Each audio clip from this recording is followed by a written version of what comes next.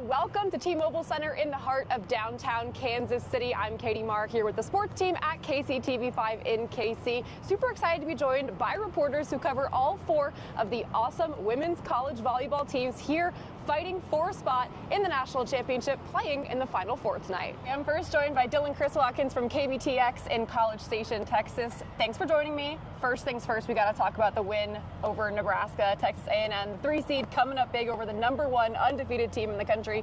How huge of a momentum boost was that for this team? I think it was huge. I mean, that was the first time since 1995 that A&M has beaten a #1 ranked team. They beat Stanford back in '95. So I think going into this year and this game specifically, that momentum is going to be huge for keeping morale up. Okay, a player that I want to ask you about because she has an awesome story is Kendall Stowers. Medical retirement and then comes back and is leading the team.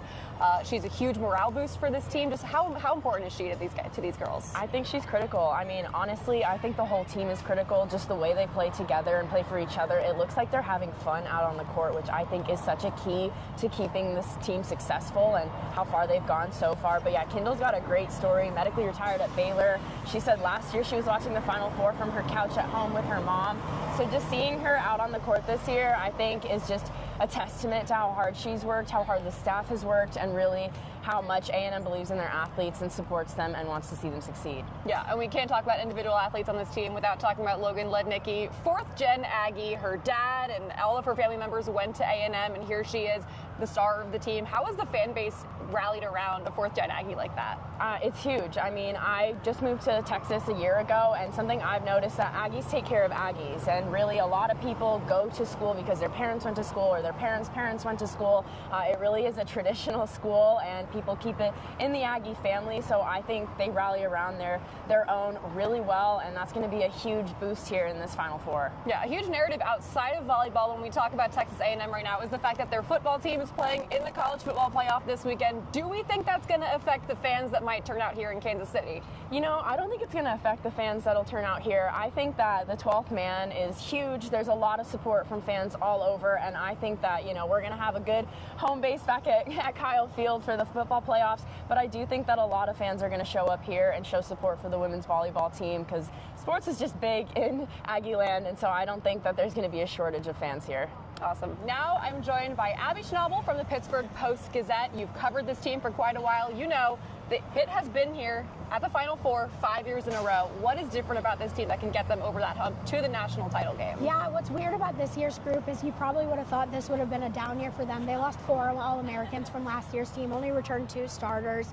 But I think that's exactly what's different about this group is that it's a new group of people that haven't felt the loss of the Final Four 4 times in a row now. You know, Olivia Babcock is the most experienced in a Final Four. This is her 3rd, going back from when she was a freshman. And this group they're very tight-knit. They really want it, and you can tell. But I think the biggest thing is their mentality is last season they were the #1 overall seed, and it was, we have to win it. We have to win it. This year, they're just trying to have fun. They're trying to play their game. And I think that's going to really be a difference maker for them because while the outside world might see, oh, there's pressure to get over the hump of the Final Four, and there is, I don't think they view it that way, especially because there's so many girls on this team that have never been in this moment. Yeah, and you bring up Olivia Babcock, ACC Player of the Year. Talk about her leadership on this team and what she means to this program. Yeah, I'm very fortunate that I've been covering Olivia since her freshman season, and she just gets better and better and better every year, both on and off the court. You know, as a junior this year, as the most experienced player on the team,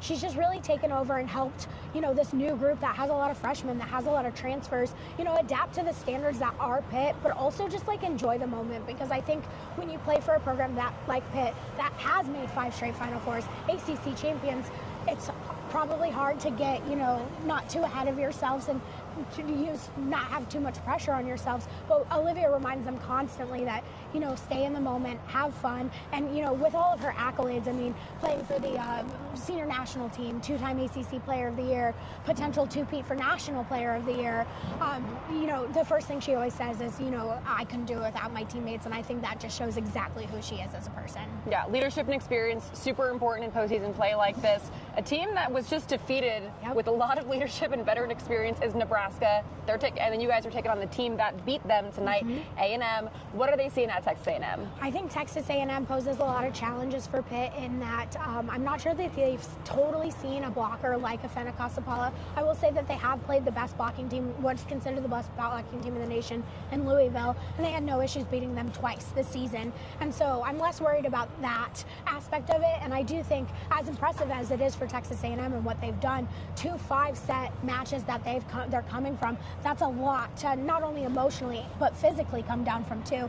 Pitt also has the advantage of they know what the Final Four is all about. They know all about all the extra stuff. They know about how to deal with the fan noise. Even if there are players on this team that haven't been there, it gives them an advantage because they have there are only 6 players in this field that have ever played in a Final Four, and Pitt has 5 of them. So while Texas A&M, I think, is going to give them a huge challenge, I think Pitt's ready to meet the moment.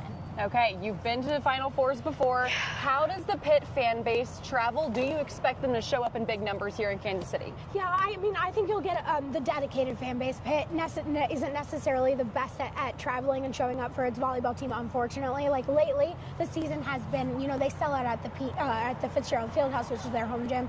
They did pretty well numbers throughout the NCAA tournament.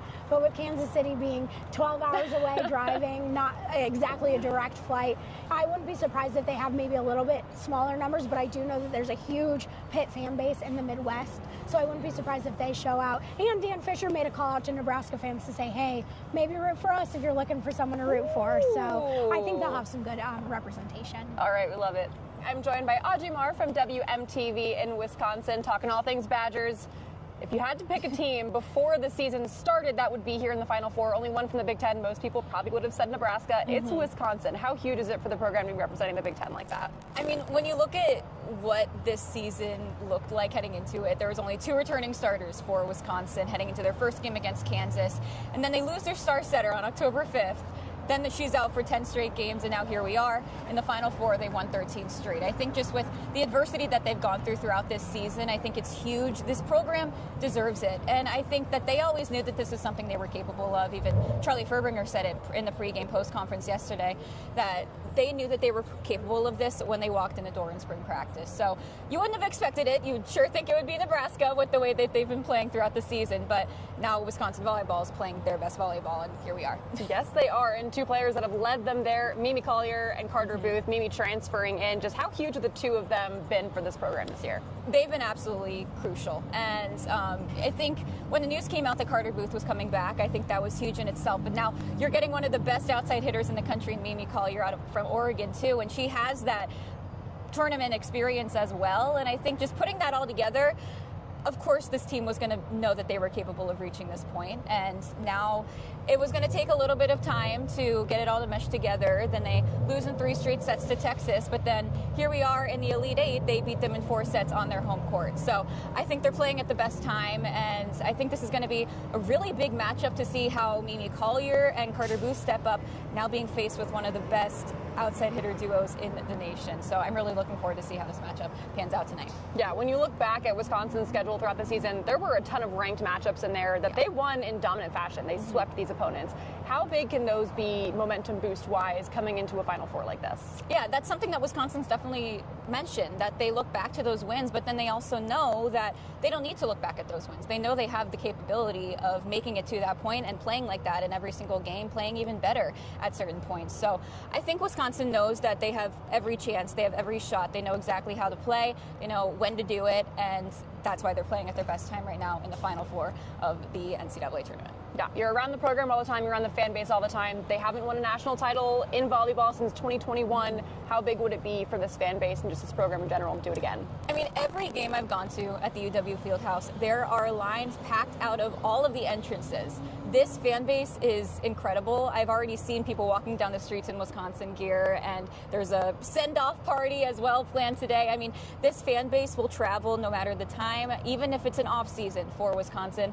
They are here day in and day out for this program, so I think this fan base would deserve it. They deserve to be here at the Final Four, and if Wisconsin does go on to make the national championship and win it, I don't know what Madison's going to look like after that. But okay, Kaden Gaylord Day here joining me from WKYT. thanks for talking Kentucky with me. Yeah, no problem. Can't talk Kentucky without first talking about Brooklyn DeLay and Eva Hudson, back-to-back SEC Players of the Year right there. How huge are they for this team? They are so huge for this team. It's really an understatement how much they mean to this team. I believe they lead the nation in kills as a duo. I think it's like 9.8 per set. They are the motor, they are the enforcer, they are the energizers of this team, and the team really feeds off of them. And so whenever you see Eva get intense on the court, it's going to be a great day for sure. So they've been huge, and they've stepped up, especially Eva coming in. This being her only year on the team, and she's made such an impact, not even just on the court, but off the court as well with the fan base. And that's one thing I love about her is she's helped volleyball grow in the city of Lexington, and they really deserve that because Kentucky volleyball has been awesome for the past decade, more plus. And so, seeing her come in and have the impact that she's had has been awesome. Yeah, it feels like in the last few years they've kind of been building, round by round in the postseason to getting to this moment. They lose in the regional final last year. They make the Final Four this year. Does it kind of feel like what pieces have come into place for them to get them here? Adding Eva, adding Lizzie, they came from Purdue. Those were huge pieces because, you added a great outside hitter there. You added a great middle blocker there. And Cassie O'Brien's a freshman, won ABCA Freshman of the Year as a setter. She's come in and really has played past her age. I mean, she's only 18 years old and is the player of the year, national player of the year. So those pieces coming in and fitting and gelling the way that they have has kind of propped this team up to past the level of expectations that they may have had in the preseason. How would you describe the mindset of this team being around them so much? Is there a big difference from how they've kind of gone about the season in years past? I say every team has their own identity and stuff. With Eva, Yeah. she came in and she brings that intensity. So I think this team is very gritty. They have intensity at all times on the court, whether they're down 0-2 or up 2-0, So I think that intensity and that level of, hey, we don't get down on ourselves or we don't, get complacent when we're up 2-0. We are going to finish these games and finish them strong. And I think that's what brought this team this far because, they played Nebraska early this season. They've had a really tough schedule. They played Nebraska. They played A&M. They played Pitt. They played Texas. They played Louisville. They do this every single year. And so playing this really tough schedule and, developing that chemistry against really big teams in the country, that really has helped them, get this far. Yeah. Kentucky is far away. You would know. You told me the drive is like 8 hours. 8.5 hours. Yeah. How do you think the fan base is going to show out here? Is there going to be a lot of blue in there tonight? I really believe so. Kentucky travels now. BBN gets in. They will travel to California if they need to. The SEC tournament, whether it's in Atlanta or whether it's in Nashville, blue is always the biggest crowd. So I really think there will be a lot of Kentucky fans here, especially because, 8.5 is not that bad. It's been worse. Yeah, you can do it in a day. Yeah, Kentucky fans travel to Florida, which is like 12 hours. Yeah. So I really think there will be a lot of Big Blue Nation up in here. All right, awesome, thanks. Don't forget, Texas A&M and Pitt hit the court tonight at 5:30, and then Wisconsin and Kentucky take the court after that.